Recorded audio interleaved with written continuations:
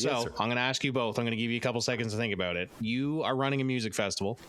There are 4 acts. Give me from the opener to the closer. What does your music festival look like? It can be any genre. It's a mixed up. It doesn't have to be one specific genre. But give me your, like, you know, your biggest favorite would obviously be at the end. And somebody that you really like but maybe new would be the opener. Okay. Alive or dead? Can they be dead? Dead? Nope. Alive or dead. Okay. Does not matter. This is a dreamscape situation. This is anybody is available. We have infinite human monies.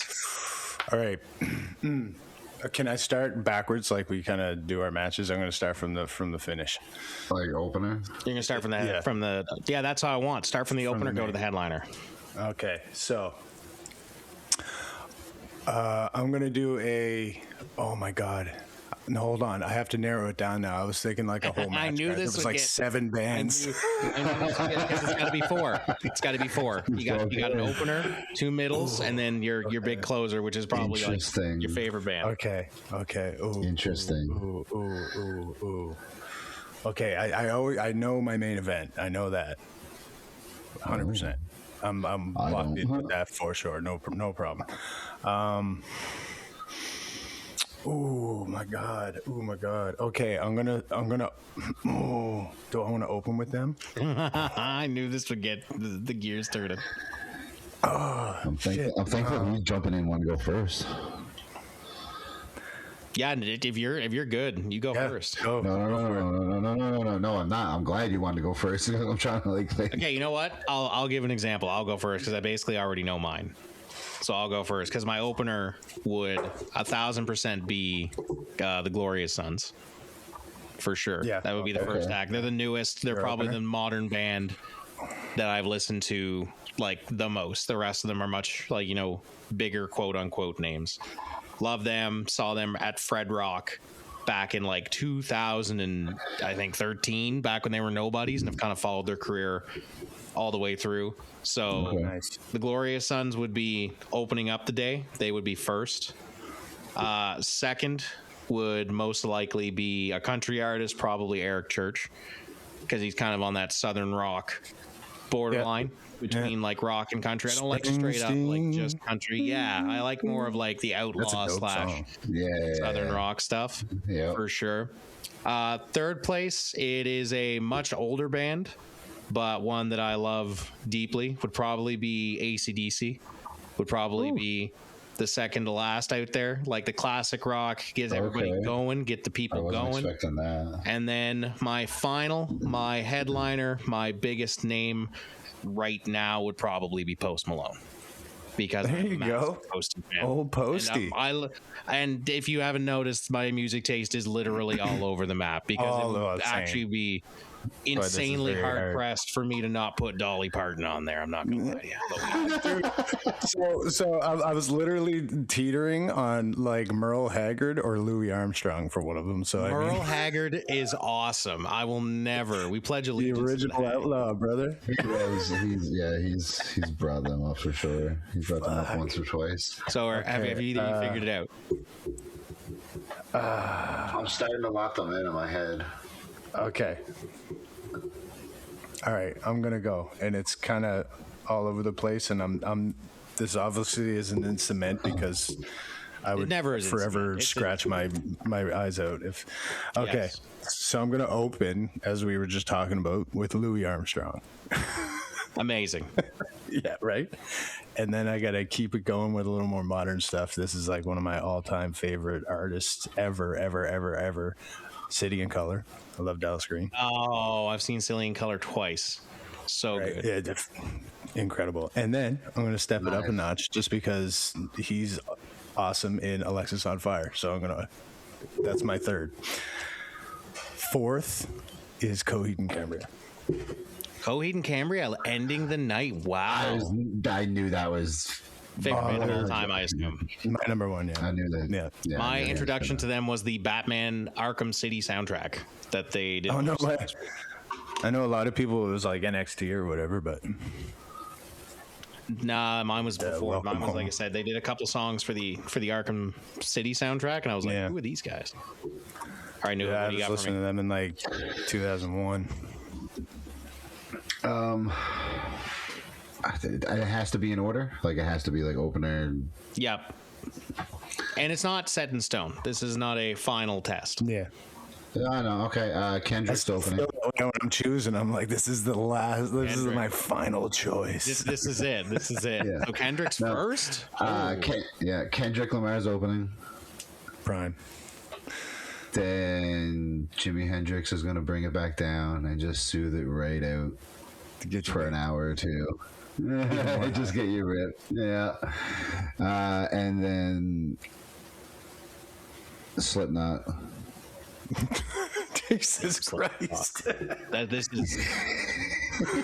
we gotta switch it back. Now he's got to let everybody that was in the front chilling. Once again, is Louis Armstrong. That's fourth again. Jesus Christ. Everybody switches, and then the people in the back at the gut up front rock right out. Everything's chill as hell. Holy fuck. And then the fourth that has to close it all out, making his debut on acoustic, Gene Hackman. From the grave. From the grave.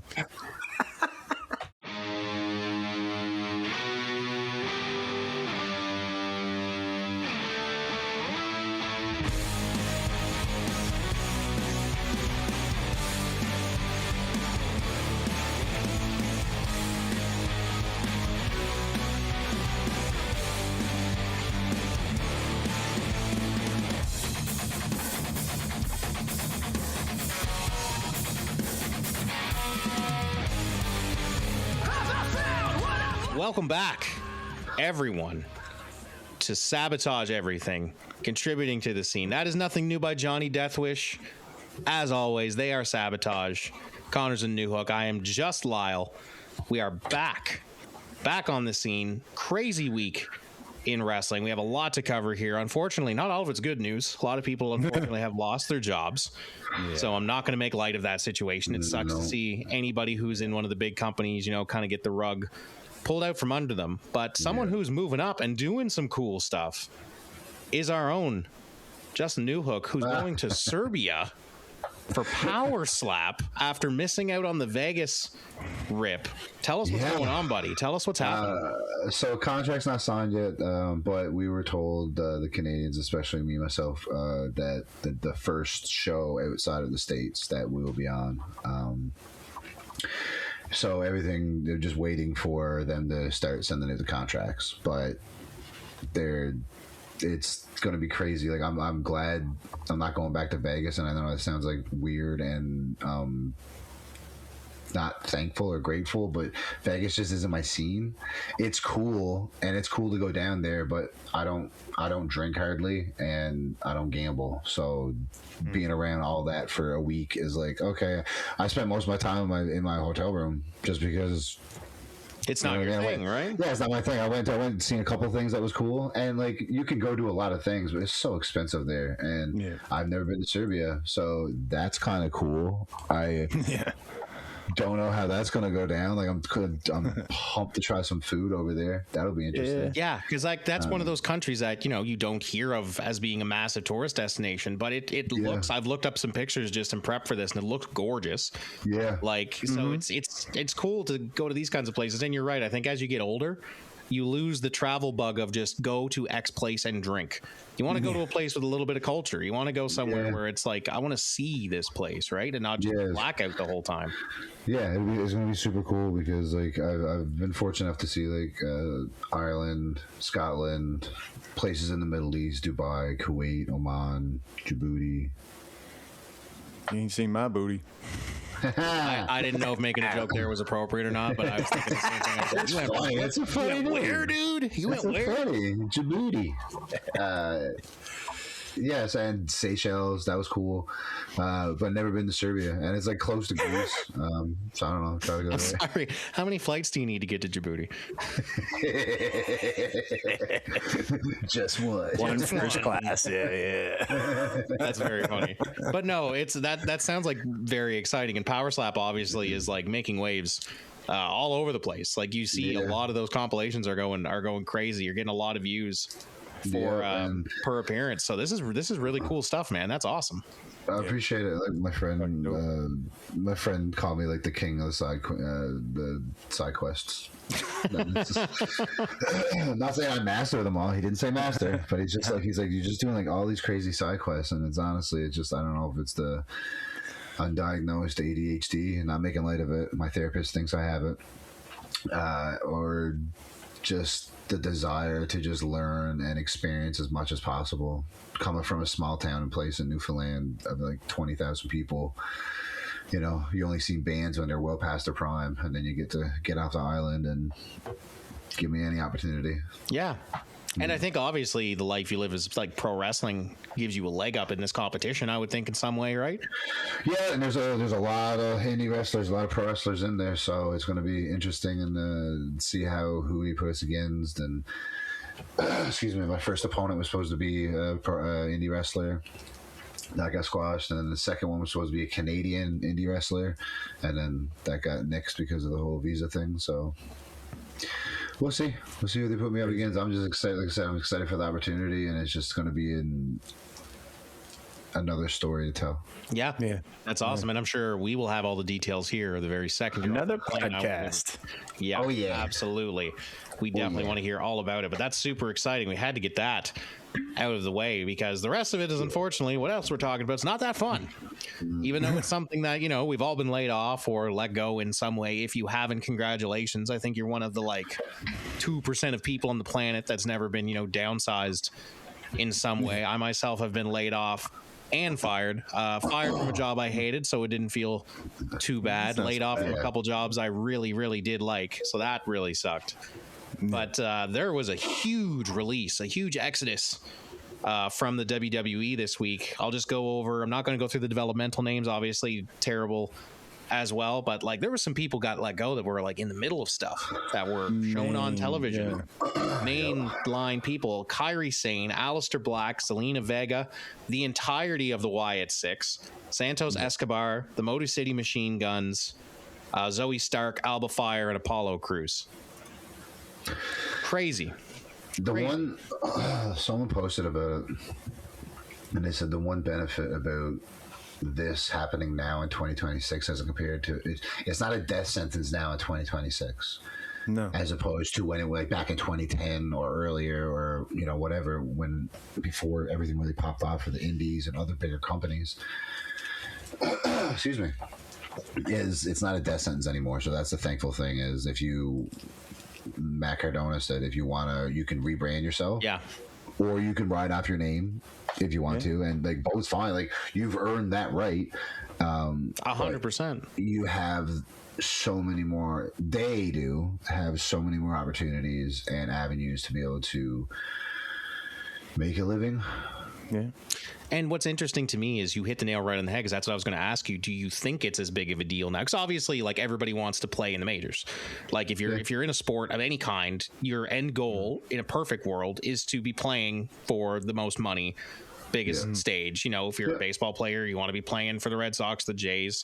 Basketball player, Lakers. If you're a pro wrestler of any sort, WWE is on your mind. But even just to go kill it on the indies, like when Drew left, nowadays, he went and rocked it. Cody left, he was here. You know, he did all that indie stuff. Like that's your time. If you really enjoy it, go kill. And that's the thing is, like, you obviously are wanting to play for that big stage, but nowadays, just exactly what New Hook said, it's not so much a death sentence as when you got released before. It's like, well, now there is like 2 other places I can go, and it's going to be for significantly less money. There are some people who are getting let go from WWE, finding AEW and getting paid more. Like they're actually moving on up in the world. And it's very interesting, because when people used to get let go, you'd see the well wishes, and like it's much more of most of the stuff that's coming out after this is like, hey, thank you, here's all this other cool shit that I've got going on. Like Motor City Machine Guns literally sent out a tweet today that was like, yep, it sucks, hey, check out our new EP, and they're in a band now. Like, it's like I love it. It'll be interesting to see what everybody does coming out of it. Like that's what I'm more interested in. And some people love like the vagabond lifestyle of not being having to work for one person and like wanting to just like travel and have their own. Oh yeah, I'll work here. Oh, I want to go over and work in Europe for 4 or 5 months, and they can just contact every promotion over in Europe and just start doing the loops. Like it's so awesome to see people be able to do things and call their own shots. Yeah, and some people want to just work for the biggest company and have that name and have that title, and it's nothing wrong with that either. That's awesome as well because you get worldwide recognition from that. Yeah, 100%. And what's interesting to me is that the journeyman lifestyle is getting more and more appealing as we go. I was just talking to, I was to 2 wrestling shows this weekend, 2 really good shows, and I was talking to a couple people who their plan is. Like, I heard one guy said, yeah, he's planning a China tour this summer. He wants to go over to China, and he's doing a rip through there. And there was another guy that was talking about going to Thailand and stuff. And I'm like, this is a really interesting way to like get yourself out there and travel. And I think now with the benefit of social media, like wrestling has spread out to every single corner of the planet. I think we talked about it before. Like I follow an Instagram feed that is a wrestling company out of Africa, and they're wrestling in a dirt ring that has like, you know, rubber hose as ropes, but they have storylines. They have like a full thing that's been going on for like a year, and they have heels and baby faces. I'm like, this is amazing. Awesome. Like you're truly grassroots, and wrestling has found its way out there. But yeah, you've got some interesting reactions from people who got let go. Alba Fire says her former persona, Kaylee Ray, would have battered her WWE persona. That's the first thing she said out the door, is like, man, this was way better before I got here anyway, basically. Yeah. It really was. The 2 that really shocked me was Santos Escobar, who I don't understand how AAA doesn't keep him. I don't understand how you keep him with the run. Maybe he just goes to AAA and is not on WWE main roster anymore. I don't know. But he was King Cuerno back in the Lucha Underground days. I'm a massive fan. Right. He's just so good. He's so good. I don't understand how you don't keep a guy like that. Yep. Like Apollo Crews has been there for a hell of a run. Like I think he's been there for near 10, 15 years now. Yeah. Like was he there and gone and back again? No, he's been there the whole time. Awesome. I love him. I don't think he just had his before. Like. Okay, he just had his like periods where he dipped in and out of the consciousness, I think. Yeah. But I don't think he ever was gone from WWE. I think this entire time has been a sustained run for him, which is actually pretty like longer than most people get. That's kind of wild, really. It's a long ass.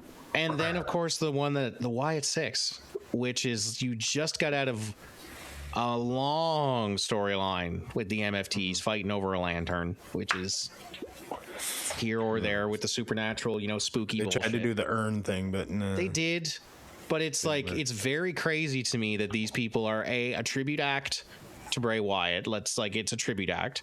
Yep. They just had a Halloween Horror Nights whole ass experience built based around this gimmick. You could go to a theme park and there was like a major installation built around these guys. So to see, well, that's why they don't need the people. Yeah, to see all of them go is crazy to me. Like I thought that Bo Dallas, just off of the connection, would be able to like work. I figured all these people would be working with WWE in some capacity for a long time. I feel like I think they were late with Bo, way late with Bo. Yep, I think Bo Dallas is incredible. He's fantastic. Yeah, I agree. But I think it was more so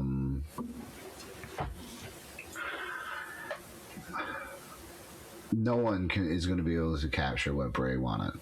Agree. And what Bray, like I just, you know what I mean? And I think even at one point Bray was restricted in what he wanted to present. You know what I mean? Like I feel like if he had true full reign, he started to get it. Yeah. But he did. But even at some point, I feel like he was held back. But somebody else, even his brother, to want to try to do anything else other than it's a tribute. Yeah. Well, to me, it's a failed tribute act, and the only time to bring in Uncle Howdy would have been when Bray Wyatt was still around. That obviously didn't work out, unfortunately. So they should have just moved on, you know what I mean? Or done one of the John Cena heel turn things where, like, that flopped. It's a lot of good people that went down with this ship, too, because I'm sorry if someone doesn't pick Joe Gacy up Joe Gacy is so good. He's a hardcore guy. He is so good. Like they're all gonna. I feel like they're all gonna do well. Yes. Dexter Lumis as well.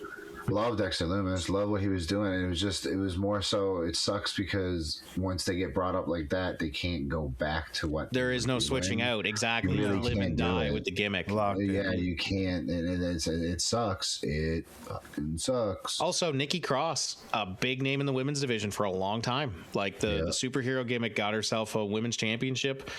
Like she was there with Sanity as well, which I also think was an underrated group with Eric Young, Big Damo, and her. I thought that group was awesome. Again, I think the Wyatt Six thing kind of weighed her down. If she was more of like, I mean, I dig what she was doing with the gimmick and all that stuff. I like that stuff, but I think they're trying to start to move away from the supernatural shit. And if Nikki kind of leaned back into her when she was just in the blue jeans, kind of crazy, I think she could have been a contender, like in the main story. 100%. I don't think she needed the superhero gimmick to justify herself being a main contender. No. So if they were gonna like release her, they should have like offered, well, we're gonna switch you up, and give her just an option. Be like, well, we have this other fucking road you can go down.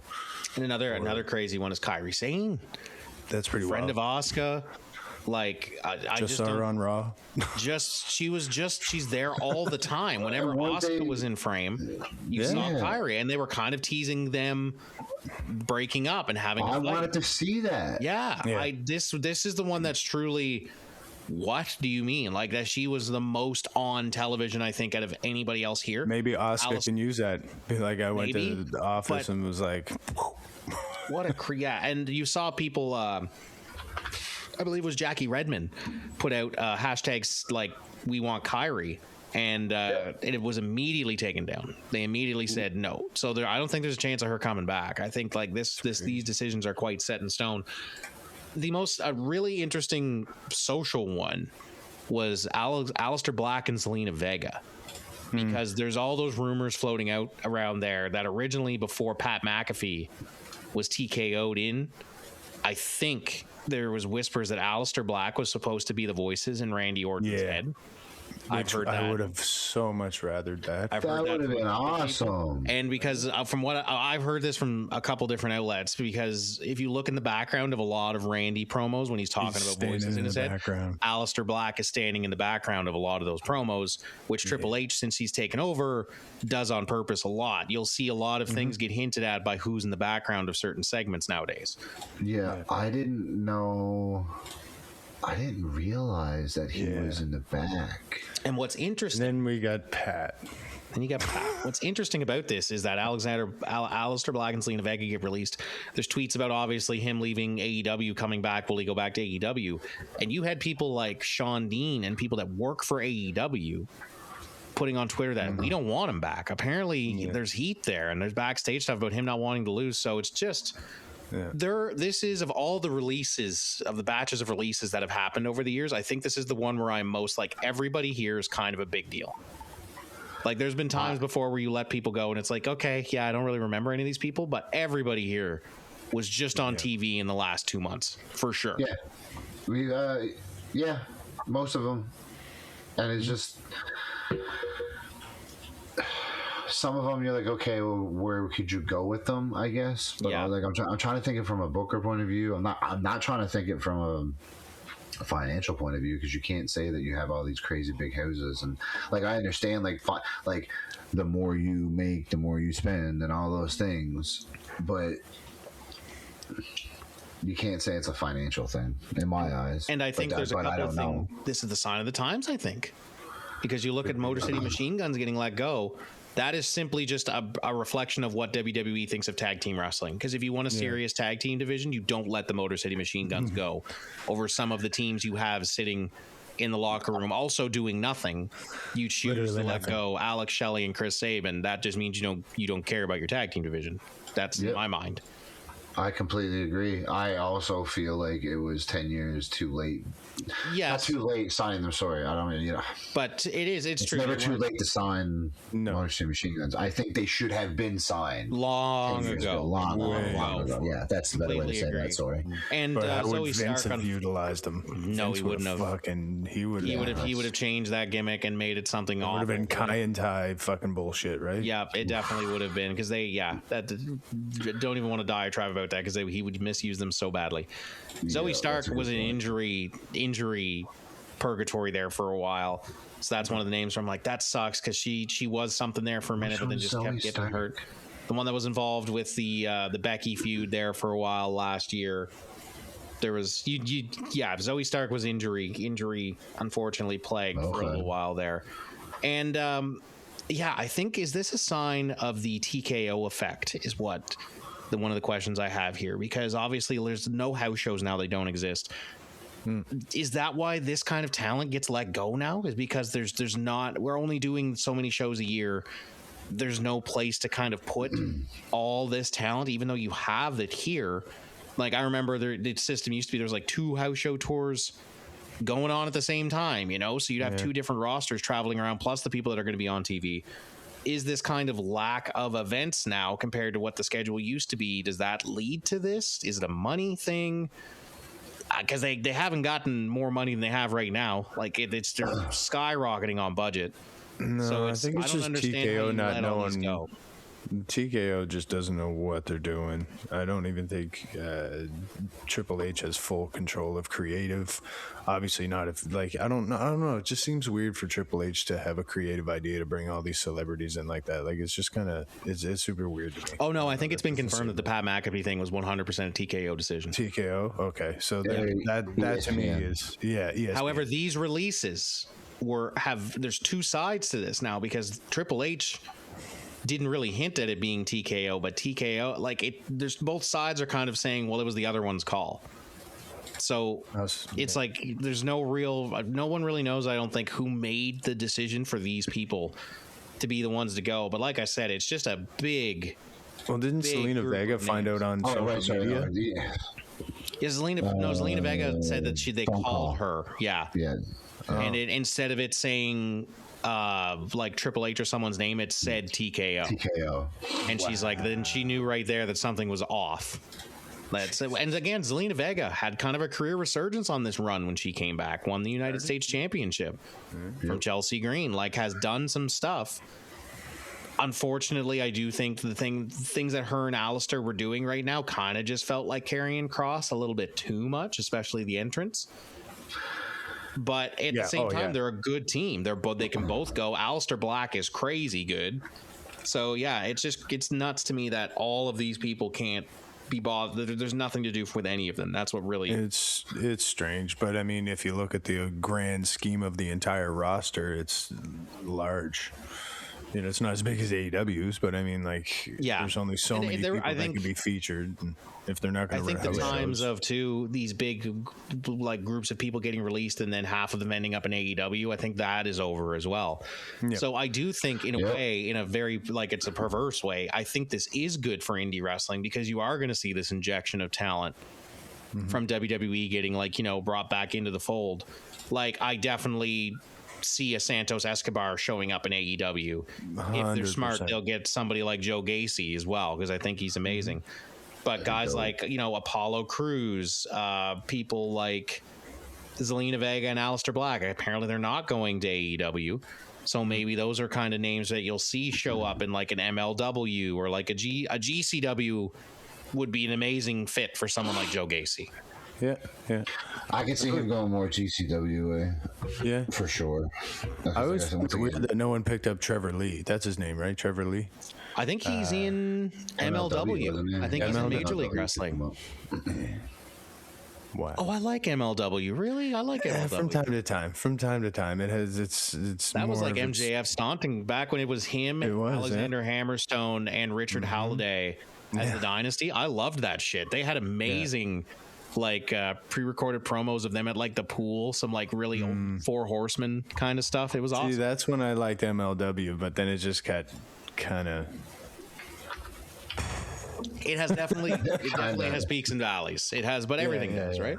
Yeah, it's been in the valley for a little while. Yeah. Did you see that Lucha Underground made its first post since 2019? I don't want to get too excited because I'm in the very firm camp of don't you fucking say those things unless they're true. Man, because I love such a fun time.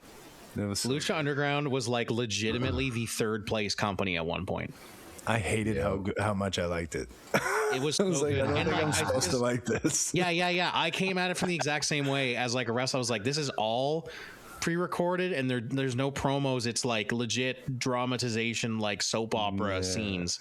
So the first 3 episodes, I was like, I don't know if I like this. And then I remember vividly it was coming out when I was working at a convenience store on the midnight shift. So I had a bunch of time to just sit on my laptop, and it was on Netflix. Yeah. So I ingested the whole first season, and then the finale of season 1, I was just like, shit, I love it. And then it was like I hung on every other word of it forever. There's some crazy good matches in Lucha Underground. It was really good matches. So many good matches. So when they posted that teaser, my feed caught fire with it. I saw it like 1,000 times over the course of 20 minutes because everybody was sending it to me. So I really hope that visually it was so dope. I mean, like when they first started, I can't remember if they continued it or not, but I do remember in the first season that like when they'd go outside the ring, they'd be all dirty and shit because there was like dirt all and like dust. Like dust from being It was like that's fucking rad. And honestly, everything about it visually just was like and it made some people like there was some major people. Chelsea Green was made by Lucha Underground. Ricochet was like obviously was known from the indies beforehand, but his first major television, Angelico, Penta, the Lucha Brothers, both Lucha Brothers, were 100%. Who was the Hunter? Is that the guy you were talking about earlier? Incuerno. That was Santos Escobar. Santos Escobar, yeah. He was so Brian Cage. I was awesome. a huge fan of Brian Cage in Lucha Underground. In Lucha Underground, everywhere else is in Lucha Underground. Yeah. I don't. It was just the presentation of it all, and it's just like some people. And who was the dude? Jeff Cobb. He was the he was in the jumpsuit there. Or not Will Muertes. He was Matanza Cuerno. Because he was the Booker's little brother who was like hidden in the basement. And Mil Muertes also was really good. He's still on the indies doing stuff, and that guy was gigantic. Like he was a classic old school luchador villain, barrel chested, big dude, just a massive boy. Crazy. I think Mil Muertes was a silver mask. He wore a bunch of different masks. Yeah, he wore a bunch of different. He had. I think we seen him in NSPW, didn't we?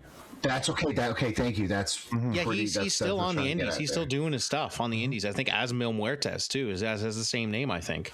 Yeah, that's what I was trying to get at. I was like, man, that's exactly what I was trying to think of NSPW. Yeah, but like I saw that teaser came out and I got excited because now is the perfect time. Wrestling is back in a renaissance. There's a whole lot going on, so I definitely think there is a piece of the pie left for a streaming service to get a hold of Lucha Underground. Same team, same everything. It is because now MLW is kind of the Lucha Underground spiritual successor, right? Which is weird. Yeah, I don't understand how Lucha Underground doesn't get picked up, and I just don't want it to get picked up by like TKO. And that was one of their many things. Yeah. Shane McMahon. I just don't want it to get picked up by like somebody major. Just like let it, like whoever was running it before, whoever was killing. That's why it was so good. Is because it was independent. Yeah, it was like independent. It's like Netflix picked because Netflix had it, so it's like okay, if it gets funded, but like let the people who were running it before creatively, let them run it. Yes, if people had to, other people have to do the finances and everything like that, sure. But it was weird because it was the revival of studio wrestling. Yeah, Spike TV type shit. In a way that hid the fact that it was studio wrestling, because it was old school NWA, do it in the same building, tape a bunch of episodes ahead of time, and then drip feed them out after it was done. But it was done in such a way that you forget that you're watching studio wrestling.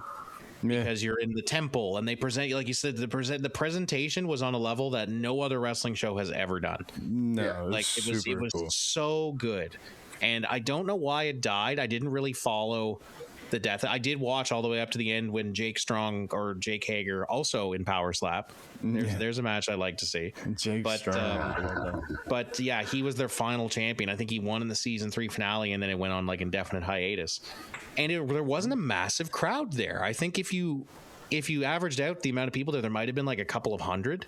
Yeah, and then they use like TV magic to make it look, it's a full room, so you can make it look really, really good on TV. Right? Well, I remember in the beginning they would show bleachers, and then on the side they would they didn't have people at first, and then I think they started to add a few chairs on the camera right. There was some crazy if you have time, and whoever listeners, go look up best of Lucha Underground compilations. It's by the official account. And you have those that crazy jump that Angelico did from the balcony to the ring. And when I think it was he was on the ladder. Yeah, I can't remember if it was Alberto Del Rio. It was someone fighting Johnny Mundo, and they threw him through the window of the general manager's office, and it looked insane. Vampiro had those hardcore matches with Penta that were play my really good. Music. Play my music. Play my music. Do you guys remember Wrestling Society X? Oh dear God! Oh my God! Yes. Isn't that when they used to have the platforms on top of the fucking ring posts and stuff to do No, that's CCW, wasn't it? That's CCW, yeah. That's CCW. I thought this place looked like a pizza pan. I have no idea what you're talking about. Oh man, it was some other underground one. Maybe I'm thinking of something different, but there was there was Wrestling Society X had X-Pac on it. It was on MTV. Ages ago. It was only they would only last. They only filmed 12 episodes of it, and the DVDs you can get of it now. Jimmy Hart and Johnny Rods of the Nasty Boys are the ones that were running it. So if you buy the DVDs, it's them talking about how much of a mess it was to book and stuff like that. Amazing. I didn't know that. I tell you, baby, it was a mess. Oh, baby, let me tell you something. Oh. He was a treat to meet. That was awesome. I met him in Toronto as well. Sounded exactly and acted exactly like I would imagine him. But one of the last things I wanted to talk to you guys about. So it's actually good that we talk about Lucha Underground, because that is a show that did really well, even though they had a very small crowd. I was at two wrestling shows this weekend, helping produce, move the ring around and stuff like that. Both of them were really good, but I heard a really interesting story that kind of made me think I have to ask these guys this question on the podcast. Oh God. So again, we're just using Jane Does and John Does, and we'll do just Random Wrestling Society as the name of these promotions. But a guy just said, one of the guys I was talking to was yeah, man, it was crazy. I had just done a show a couple of weeks ago where we came out through the curtain and there was 10 people.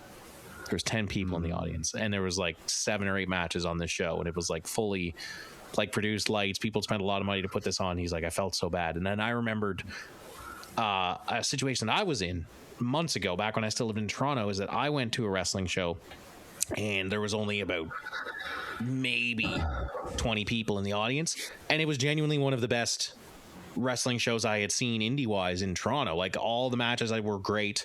There was some talent that I knew, Gringo Loco was there. He was one of the guys that wrestled there, and his match was really awesome. So I have to ask you guys, what is the biggest bomb you guys have done? You come out through the curtain, or you're sitting in the back looking out and you realize there's 9 people there. We don't got to use any names of promotions or anything, but give me your best stories from when it was a fucking bomb. Fuck Show 1 and Fuck Show 2.0. Fuck Show 1, Fuck Show. So there's names, Fuck Show 1 and Fuck Show 2. So this happened twice, enough to earn names. Hell so give me Fuck Show 1. It was in the same location. Yeah. It was in the same location. Yeah. Because we went back there twice, right? Yeah. I wasn't there for the second one, I don't think. Yeah, you weren't there for one of them. I was there for the first one because I was give me the story of the first one. How did it feel? Walk me through it. How many people were there, and how bad was it? Oh man! It was. There was more people on the roster than there was in the crowd. Oh wow! So you're talking less than 20 people? Maybe we might have broke 10. We might have broke 10, maybe 10 people. Holy shit! So it was.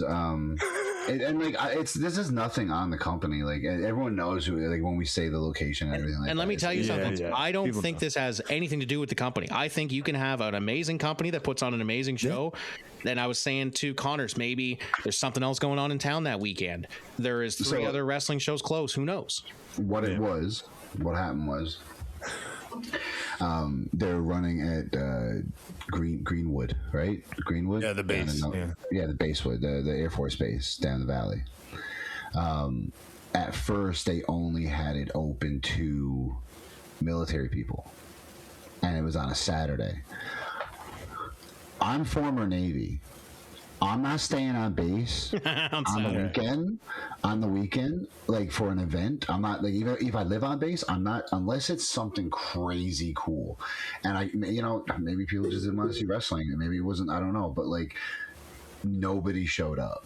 And then we tried opening it up to the public at the last minute, and maybe like 2 other people showed up, and it was just it's a Saturday. You're in, like, we put posters up. There was, it just is what it is. We had fun though. Oh my God, that's the thing. That's the thing. It didn't dampen our spirits whatsoever, because the boys in the back were like, "All right, man, like we didn't phone it in."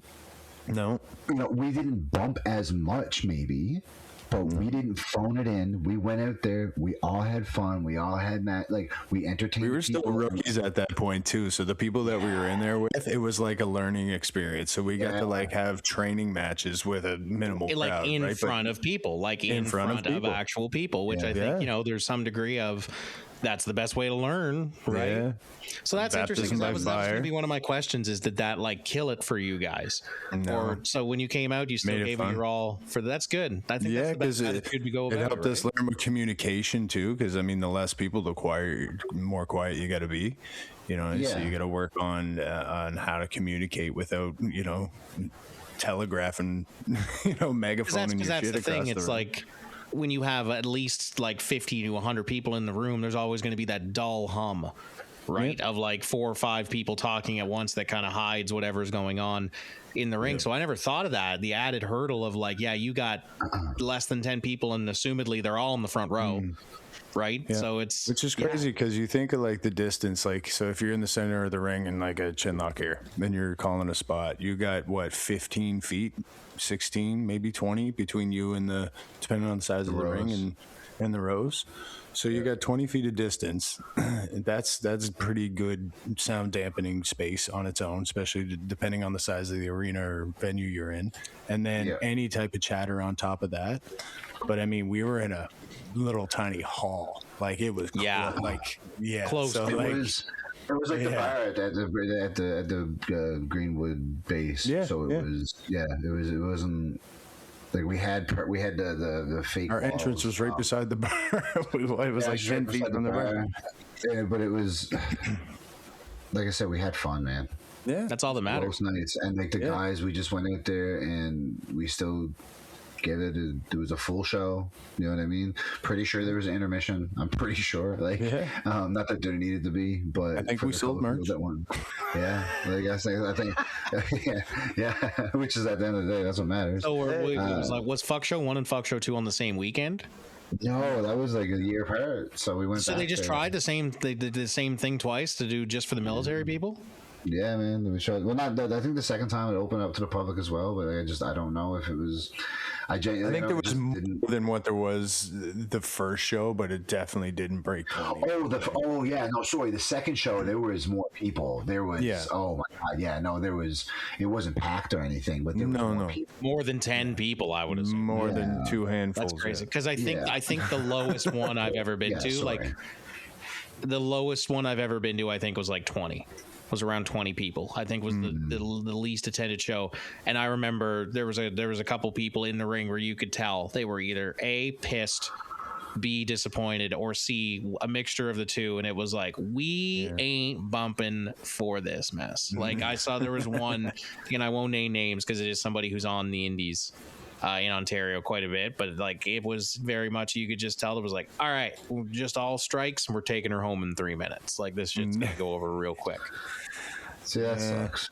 I think it does too, because I think the whole point is if you're in front of 2 people or if you're in front of 200,000 people, you're there to entertain, right? So those 3 people would try to get the best show that I could rustle up. That's always been to do that. I remember before a show one day we were just setting up. And I think Peter Smith was in the ring with a bunch of people, and they were just kind of doing stuff. And I was in checking the ropes. And I went in and I leaned up against the ropes like I was going to run them or whatever. But I did it like super lackadaisical and shitty. And he looked at me. He goes, "If you ever fucking do that again, I'll slap you." And I was like, "What?" He was if you're going to run the ropes, run the fucking ropes. I was like, "Okay." So ever since then, I never, like, unless I'm doing the fucking, but I like, bang, I'm hitting the fucking ropes. And that's kind of the attitude I took into, like, every match. Like, I'm not going to half-ass it. Like, people paid a ticket, whether there's, like you said, 20 or 20,000. Like, they paid to watch and fight. Yeah, and they can 100% tell if you're half-assing it. That's the thing with pro wrestling. If someone's really into it and there's fans of it, they know when people in there aren't having a good time. And they know when people are in there, they're just phoning it in. There's whole YouTube videos on this platform delving into hours about how, hey, look at this match. This guy didn't give a fuck. I mean, I'm not saying I never like phoned it in per se, but I mean, like, I definitely like gassed out and kind of like pulled it back a bit. But like, I always went out there with the attitude, like, I'm like, it's still real to me, damn it. You know? Yeah, I think the attitude means more. That's the thing. It's like the intention is there. Like, you're not. That's exactly what it was. Like, the first show, it was like, all right, well, we still love this. Yeah. Like, we're still gonna have fun. Like, what's the point of letting it get, like, we're still getting paid. You know what I mean? Yeah. We'll go do that shit in a training ring anyway. So what's the difference of, like? And it's exactly just do it. And if we just have fun with it, like you said, it's a little bit more quiet. So so now I'm definitely interacting with the 5 people on that side. Yeah, honestly, the 5. If you go out there with the best of intentions, the 10 people that are in that room are about to have the fucking time of their lives. Because if you got all the wrestlers on board, like, you guys are getting all the attention. Like, every dive is going to land in your lap because you that's it. That's what it is, right? It becomes your show. Yeah, it's the same thing as when I was working in radio. I remember there was a point when one of the stations I was working wasn't doing so hot and everyone was kind of getting down on it a bit. But I was the new guy there. So this is like my first gig, like, getting paid to sit in front of a microphone and, like, just make jokes and bits and stuff between all the big stories. Like, I did a whole 2-minute rant about how Tim Hortons making pizza is insane. And I remember, like, I still have it saved on my phone because I was like, I'm getting paid to sit here and make bits about this. This is crazy. And I remember sitting in the meetings and they're all just like, yeah, we only have this many viewers a month and that's not good. I was like, there's someone though. Like, that's crazy. It's like someone sitting, like, tuning their physical ass radio. Literally an audience for everything. And choosing not to change the channel. So I think it's kind of transferable, right? It's like, no, there's 6 people out there. Those 6 people are about to get their shit rocked, as far as I'm concerned. Like, because they're here to see my brand of bullshit, so we're gonna serve it to them hot. Like, that's the proper attitude. Yeah, he gets it. He gets it. So I guess the other side of the coin, again, we're gonna use random names here. John and Jane Doe at the Random Wrestling Federation will be, like, recurring characters on the podcast. Was there a show that had really good attendance, but it was just a fucking disaster in every other way? Because I've also been to those on the indies where that room was full, and by the halfway mark, I was looking at the people I was with, and I was like, this is bad. Like, this is not fun. Ryback? See, I don't know, that show wasn't bad though. I guess it was mostly just our match and the fact that Ryback was booked. He came out and said, "Hi, everybody," and then that show wasn't bad. Like, even our match wasn't bad. Like, just sucked the way it ended, and there was miscommunication or whatever, and that's fine. But that's been talked about. Yeah, I'm not talking about just like there was a lot of people there. Cover to that's cover. What I'm saying. Yeah. A big show that was like a shit show from cover to cover. Honestly, I think we've been very fortunate. Yeah. That the people that we surrounded ourselves with. We're draws. Yeah, we're draws, and we're draws, and not only draws, but, like, they could perform. Yeah, well, like, that's what I mean. Like, they were attractions. Yeah, there's been a company, not the greatest attendance, but it was just a shit show, and the person running it was just I got booked there once and never got brought back, and that was fine. So how was it a shit show though? Like what? I voiced my opinion. There was a match that was a ladder match that was completely unsafe, and there was just moves done in it that was like, you ain't getting paid enough for that. That one, yeah. Okay, it's like you ain't getting paid enough for that. Like, you know, I went out there and had a wicket match. I went out there and I was led by somebody else, and they brought me through a wicket match. Loved it. One of my favorite matches, if not of my career, but definitely the beginning of my career. It's just everything makes sense. But other matches on that show definitely were a shit show. But that ladder match was definitely a shit show. But I'm still trying to think of one. I've got everything was. I had one that I went to, and again I won't name names, but it was SummerSlam. It was SummerSlam weekend. Okay. 2019. It was the year that SummerSlam came to Toronto. It was my first year in the city. So there was it was the first major Big Four pay-per-view that had happened in the city in a very, very long time. So wrestling for about the 3 weeks, SummerSlam being in the middle, wrestling was like the biggest thing in the city of Toronto. GCW did a show. It wasn't the GCW show because that one kicked ass, as they most often always do. But there was an indie show that I went to that was more of like a lucha themed event, and there was like 5 matches, and 5 of those matches somebody got hurt to the point where like the match like half stopped, and the referee was definitely checking on them to see if they were still conscious. Over half the show, everyone got injured. Over half the show, like 3 out of the 5 matches, someone got knocked loopy. Wow. And then in the main event of the show, there was so many miscommunications. It looked to me like they had never even had a conversation before they went out there, and they were just trying to call it in the Ring Brother, and it didn't work. Sure, it wasn't Dynamite.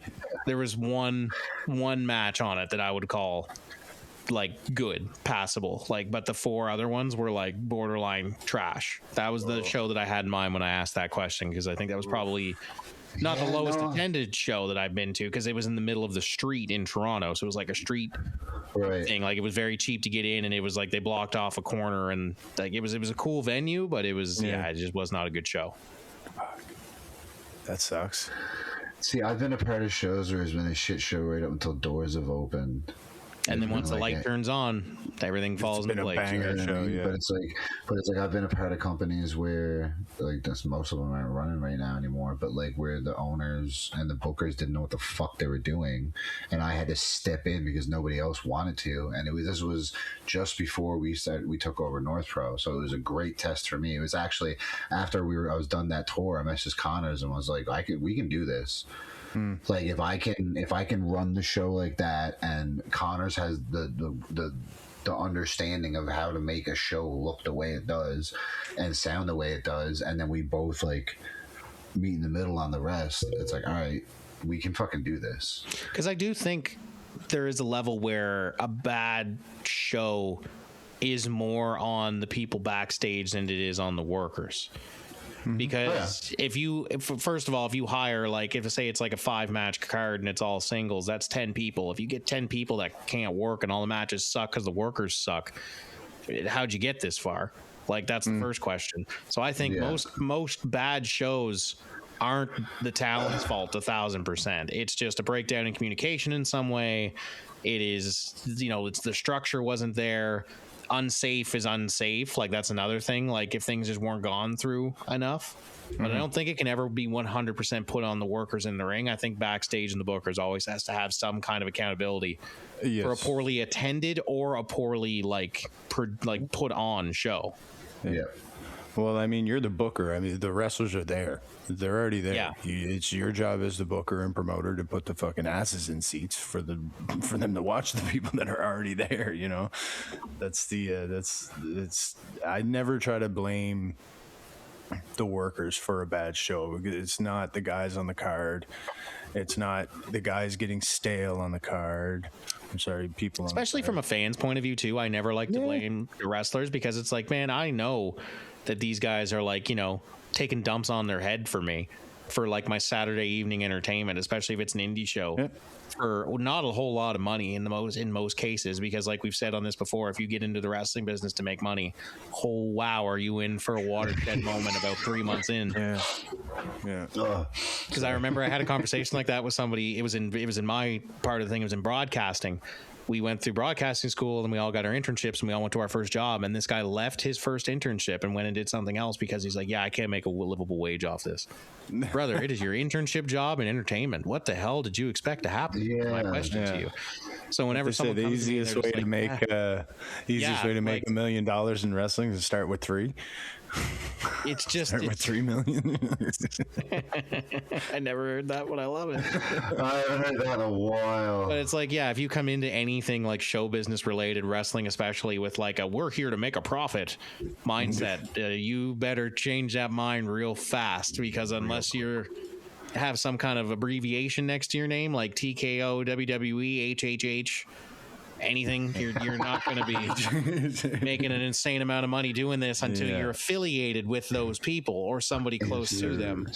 Yeah, that popped me. I don't know why that popped me as much as it did. It's all acronyms, man. It's all acronyms. But yeah, no, because that's interesting, because that's what I thought of when this weekend, when I heard one of my other wrestling buddies basically say like, yeah, man, I was just at a show. But he had the same attitude as you did. He's like, we just went out and did our best, man. What am I going to do? I drove all the way there. I'm not going to half-ass it now. Like, that was his thought process. I traveled so far to get here. What am I just going to take the wind out of my own sails? Like, someone's videotaping it. I can use it on my highlight reel if something cool happens. Yeah, you imagine doing that drive and then going over there just like reeling it in. Like, yeah, fuck this.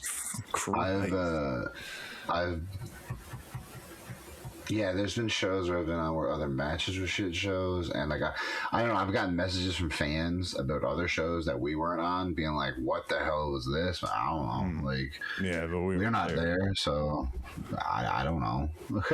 You know what I mean? No, we've been pretty lucky. I think we have been very, very, very, very, very lucky. Wrestling gods. Okay, I have to ask. I'll cut it right there if you didn't, but I got to know, do you have a WrestleMania tiebreaker, New Hook? Yeah, I do. You do? Okay. Yeah. It's not. I was trying to make it wrestling related, but then I was doesn't like, matter if it is or if it isn't. We got to score to settle. Yeah, it's music related. I don't know if Connors would know this, but whoever's closest, what is the longest Dream Theater song? Ooh. Oh my God, that's a good question, because all the music is so long.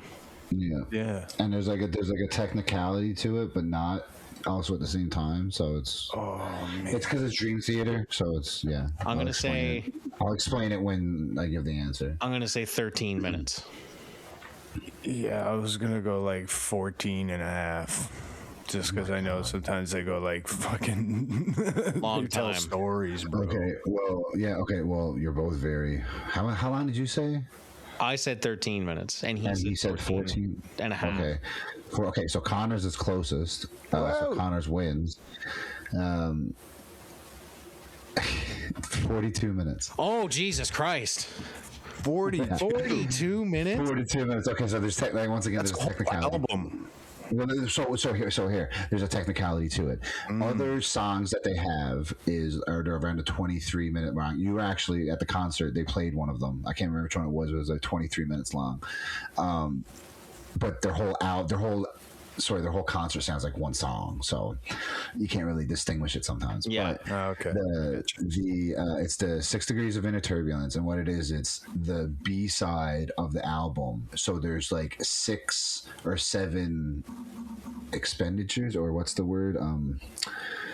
Different parts to the song. They all flow in together. Overtures. So there's like 6 or 7 of them, but all combined into one song, one storytelling thing. So there's a caveat there. But 42 minutes is the longest song that Dream Theater. So there you have it. Off of an absolute insane non-wrestling question. I think I've heard 2 Dream Theater songs my entire life. Okay, well, we got to change that for you, good sir. So Matt Connors is the WrestleMania champion of the podcast. What you win is we are doing the first live show on the 15th that I will be a part of for North Pro. We are going to take a video and put it on the podcast of you chopping me as hard as you can. That's the victory for the WrestleMania. And going forward, for a lot of these, I expect the challenges and the winners of the challenges to be chops and things of various that nature and bumps and things like that. I think that would be a fun way to inject some fun. And I don't care. I'm a glutton for punishment. I'm not taking no chops unless I'm getting paid, brother. Me and Cross have a thing that we've wrestled 4 times now without any chops. No. I'll get chopped as hard as I can. I figured it's got to be for WrestleMania. We got to do something fun. So I mean, we'll do that. We'll do that for the content. We'll do that at the next North Pro show on May the 15th in Moncton at the Tide and Boar. And at the end of the show, before we go, I want you guys to give a special shout out to a show that I unfortunately can't attend because it's just at the end of this crazy month that I've been having with houses and stuff like that. But give a shout out to Logan Mania. Yeah. So we did a podcast with Bob on Jason Casey's and the Boys podcast. The unofficial maritime podcast. The unofficial maritime wrestling podcast. And I was not expecting to get as emotional as I did, talking about the family and just like the support that Logan used to give us, and just to be able to do this. Like I want to do this every year, and we will do this every year. And every year I want to make it bigger and bigger and bigger and bigger and bigger and bigger and bigger, like to the point that it's like the whole arena down there in Bridgewater is packed, and it's like ridiculous amounts of people are stuffed into that arena. I want it to be as much as possible, so we can put as much towards the charity of choice that the Logan family chooses to put it forward. And for those of us who aren't familiar, give us a brief rundown who Logan is. This is the second or third year in a row this has happened. So this is the 4th year Logan Mania's happened. Yeah, 4th year. Second year that North Pro has been running the event, the McNary family has been running it. We are providing the entertainment side of things. I've been a part of all 4. Connor's missed one because he was injured, I believe. Yeah, probably. I'm always hurt. Yeah, so Logan passed away 5 years ago now, I would say.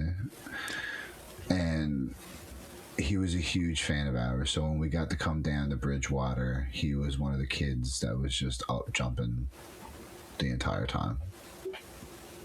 And like to go down there now and to see the family, it's an emotional day. I bet you man. It's an emotional day, because like nobody ever deserves to go, but especially a kid, especially at such a young age. Yeah, it's true, and especially like you said, when it's somebody who's involved, the wrestling community, you see people's passions on display.